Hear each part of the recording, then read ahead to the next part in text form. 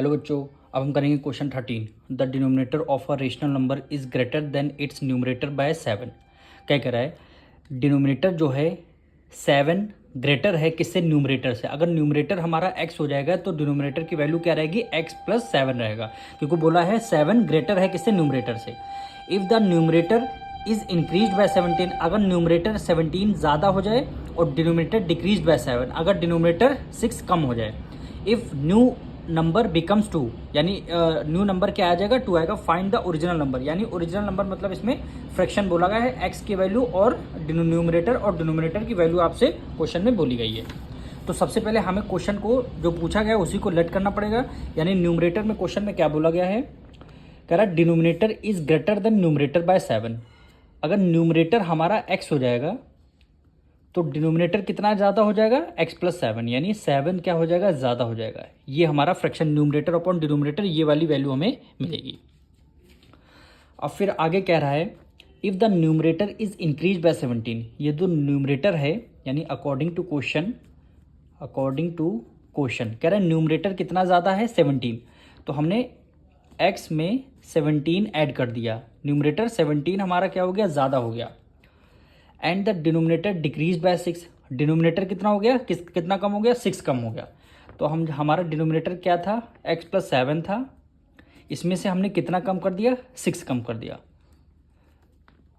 The new number becomes 2, यानी नया number हमारा क्या मिल रहा है? सॉल्व करने के बाद नया नंबर हमारा 2 मिल रहा है।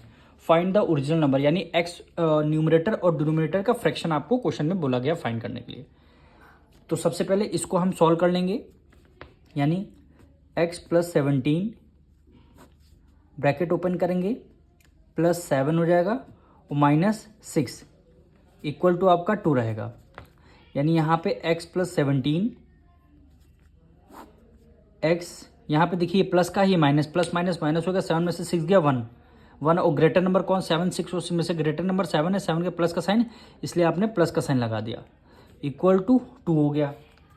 अब ये फ्रैक्शन देखिए डिनोमिनेटर में है, डिनोमिनेटर में वैल्यू क्या हो गई? उधर क्वेश्चन को इक्वल टू को उस तरफ जाएगी, मल्टीप्लाई हो जाएगी।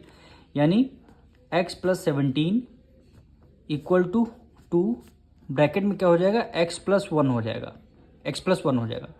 यानी x प्लस 17 इक्वल टू, आपको 2 की मल्टीप्लाई x से करनी है, फिर 2 की मल्टीप्लाई 1 से करनी है। यानी 2x हो जाएगा, प्लस है प्लस का साइन लगा दिया, 2 की मल्टीप्लाई 1 से करेंगे, 2 1 2 हो जाएगा। अब वेरिएबल को एक तरफ कर लेंगे, यानी x इधर ही रहेगा, 2x उधर प्लस में है, इक्वल टू के उस तरफ किसमें? माइनस में हो जाएगा, इक्वल टू 2 आपका इधर ही रहेगा, 17 उधर प्लस में, इधर किस में हो जाएगा? माइनस में हो जाएगा। अब देखिए प्लस माइनस माइनस 2 में से 1 गया, क्या हो गया? 1 का मतलब है यहाँ पे x आ गया। वो भी दोनों में से ग्रेटर नंबर कौन सा है? दोनों में से ग्रेटर नंबर कौन सा? 2 ये माइनस का साइन, इसलिए यहाँ पे माइनस का साइन आ गया। आप देखिए प्लस माइनस माइनस, 17 में से 2 माइनस करेंगे कितना आएगा? 15। और ग्रेटर नंबर दोनों का कौन सा है? 17 है, 17 माइनस का, इसलिए माइनस का साइन लग गया। अब माइनस से माइनस आपका कैंसिल हो गया, तो आपकी x की वैल्यू कितनी आ गई? 15। यानी x की वैल्यू न्यूमरेटर हमारा कितना आया है? 15 आ गया।